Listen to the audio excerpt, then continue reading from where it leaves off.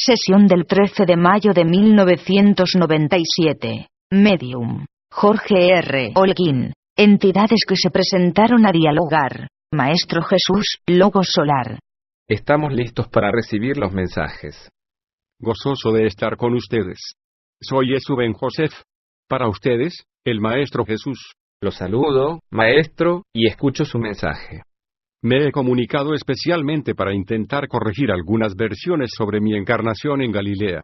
Visualizo siglos atrás a mi amado discípulo Juan Zebedeo, cuyo nombre espiritual es Jonathan Urel, que ahora está encarnado en este receptáculo.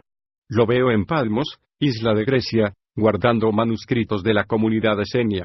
Son manuscritos que nunca fueron encontrados y traen tanta información como los rollos del Mar Muerto.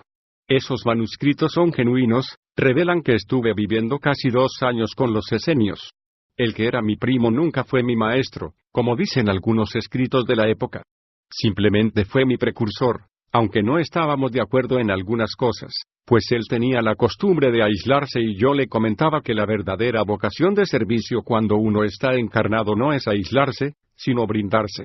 Me dolía ver la necedad y la obstinación de 2 de los maestros de justicia, el que desencarnó al poco tiempo que llegué a la comunidad y el que lo siguió. Daban más importancia a la penitencia que al servicio. Les decía, esa no es la manera de servir a mi Padre, y me respondían, déjanos seguir con nuestro camino, porque muy pronto llegará el fin de este mundo.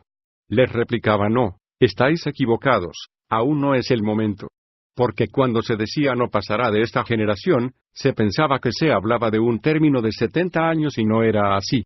Se aludía a la generación zodiacal, que es aproximadamente 2.160 años.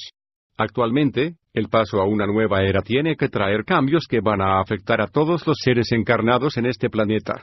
No estoy hablando de catástrofes planetarias, sino de cambios de conciencia. Desconfía de aquellos que les den mensajes alarmantes. Los seres humanos necesitan palabras de aliento, para incentivarse en el amor. Lamentablemente, el ser humano vive condicionado por la sociedad en la que vive. La gente busca salir de distintos apuros, pero no busca la luz.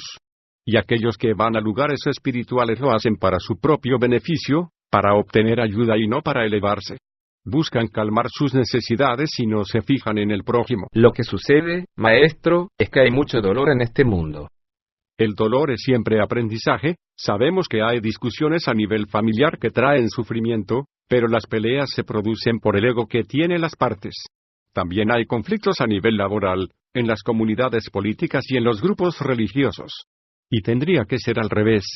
Tendría que haber apoyo, altruismo y una gran vocación de servicio. ¿La religión puede ayudar a la salvación espiritual? Todas las sendas que conducen al Padre son caminos de salvación, pero lo importante es la iluminación y no la doctrina. Quiero darles un mensaje de quien fuera mi madre cuando yo estaba encarnado en Galilea. María dijo, hay muchas falencias en las enseñanzas espirituales que se brindan, porque crean el temor en aquellos que buscan el camino del Señor. Y yo agrego, hoy siguen cometiendo exactamente los mismos errores. Están errando el camino de la fe, dando mensajes equivocados. Han cortado palabras mías de ese libro tan hermoso que es la Biblia. ¿Por no entenderlo? No. Han cercenado palabras donde hablaba sobre la reencarnación. Las interpretaciones correctas fueron suprimidas durante un concilio ecuménico celebrado en la ciudad de Nicea, en Asia Menor y cerca de Constantinopla, en el año 325, llamado Concilio de Nicea.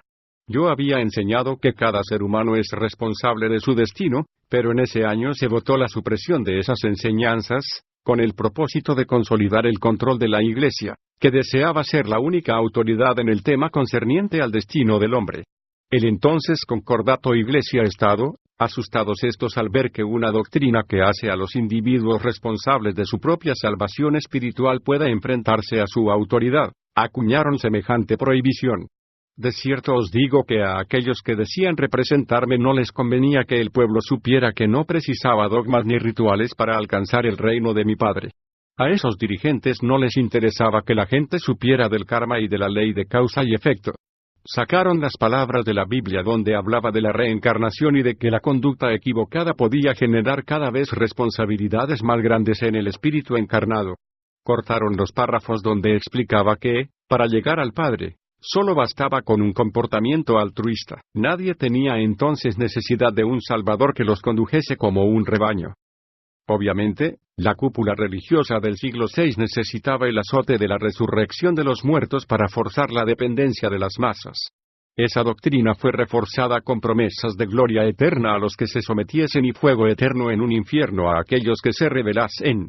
Se manipuló el sentimiento de culpabilidad y se domesticó la conciencia, induciendo a delegar el poder personal a la propia curia, que se había unido con el emperador Justiniano y entre ellos tejieron la más grande conspiración contra el camino espiritual, decretando una supuesta resurrección de la carne y una posterior ascensión a los cielos. Como si se pudiera ir al mundo espiritual con un cuerpo físico. La verdadera resurrección es la resurrección a la luz. Eso es lo que no entienden 5. Mi Padre, que es el supremo Hacedor, tiene planes para este planeta. La Tierra es un planeta elegido. La equivocación de muchos centros espiritistas es pensar que este es un planeta de castigo, un planeta del error. Tergiversan la verdad. En este planeta venimos a aprender, porque yo mismo he pasado pruebas. He estado 40 días aislado en el desierto, comiendo raíces, he recibido tentaciones de la carne, he sufrido tentaciones terribles de mi ego. ¿Hubo entidades oscuras que lo tentaron? Tentaron a mi propio egoísmo, que taladraba mi mente. Era mi propio egoísmo el que me decía: tienes el poder del Padre, ¿por qué no lo usas para tu beneficio? Si tú puedes someter, ¿por qué no sometes? Es muy difícil entender que esas pruebas servían para evolucionar. Tantas veces había sido tentado y no tengo ningún reparo en decirlo, porque el Padre lo sabe. La última tentación ocurrió cuando estaba en el huerto de Getsemaní, donde le dije al Padre: hágase tu voluntad y no la mía. Y logré salir airoso de la postrer prueba. ¿Cómo se comunica el Padre con ustedes, Maestro? El Padre no se comunica con palabras. El Padre se comunica con ideas, buscando despertar la conciencia de cada uno de sus hijos, tanto en el plano físico como en los distintos planos espirituales. Sepan que cada vibración en su nivel no se puede comunicar con las vibraciones más sutiles. Así como ustedes, en el primer nivel, tienen que usar receptáculos para comunicarse con entidades de niveles de vibración más alta. Los del segundo nivel no pueden comunicarse con los del tercero, ni los del tercero con el cuarto, y así sucesivamente. No quiero ahora dejar pasar por alto un tema muy importante. Es necesario que sepan que hubo otras comunidades cristianas en los siglos y que fueron combatidas y luego exterminadas, independientes de los gnósticos. Hubo otras comunidades que estaban muy elevadas y siguieron avanzando, comunidades secretas. Quizás haya personas que no estén de acuerdo con algún camino espiritual. De cierto os digo que todos los caminos que llevan al Padre son buenos, pero, en algunos casos, la falla está en los maestros que enseñan dicho sendero, pues no les importa alabar al Padre, sino ser alabados ellos. Siempre el que triunfa para mal es el ego, el querer sobresalir. Hago hincapié en esto porque es importante la humildad. Con humildad nunca puede haber ira. Con humildad nunca puede haber pérdida de control. La ira y la pérdida de control en el ser humano retrasan en un segundo lo que se puede avanzar durante un año. Es necesario que lo entendáis.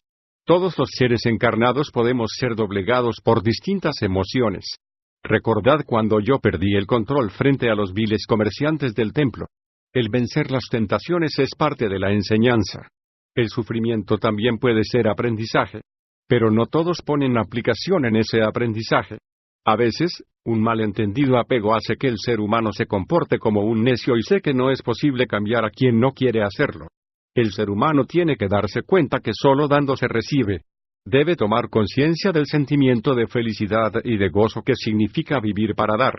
Esa es la bienaventuranza. Me retiro, dejando con ustedes todo mi amor. Hasta luego, Maestro, y gracias.